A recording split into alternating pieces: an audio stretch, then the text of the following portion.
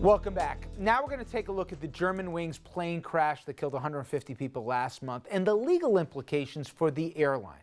Now, parent company Lufthansa is now saying it was not required to report the co-pilot's depression to aviation officials, so as a result, it didn't. Investigators say Andreas Lubitz intentionally crashed the plane into the French Alps. That's not up for conversation.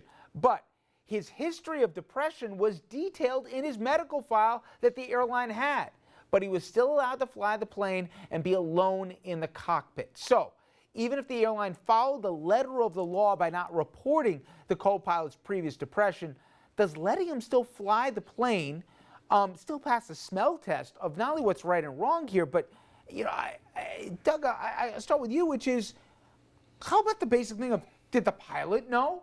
If I'm the pilot, I'm sorry, I'm not going out to the head if I know I'm leaving behind a guy that's got a track record of this, or even put him in the plane to begin with. Okay, forget even the basic stuff. Is it enough for a company to say, if I don't have to, I don't have to?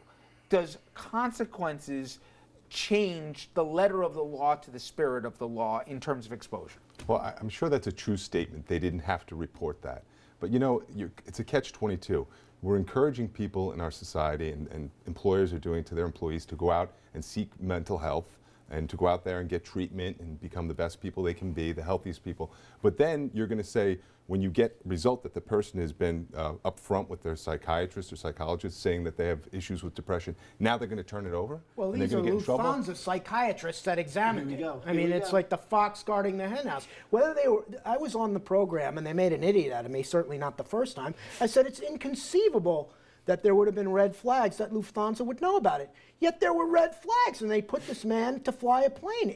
It's actually mind-boggling because it's a recipe for disaster. If the law says... Why? The law just says you don't have to tell anybody.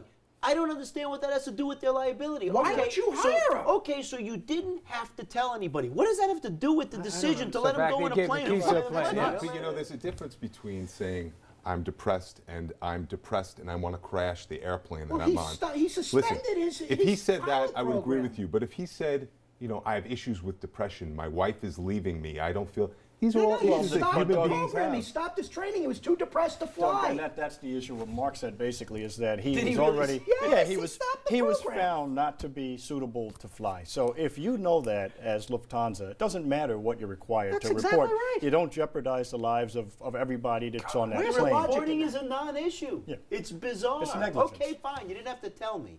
What does that have to do with giving him the keys to the plane? Recklessness, right. Remember, I take it the four of you wouldn't mind representing families against Lufthansa with the facts of this case. You can also take it, I'm not flying Lufthansa. I take that as well. Gentlemen, as always, thank you all very much.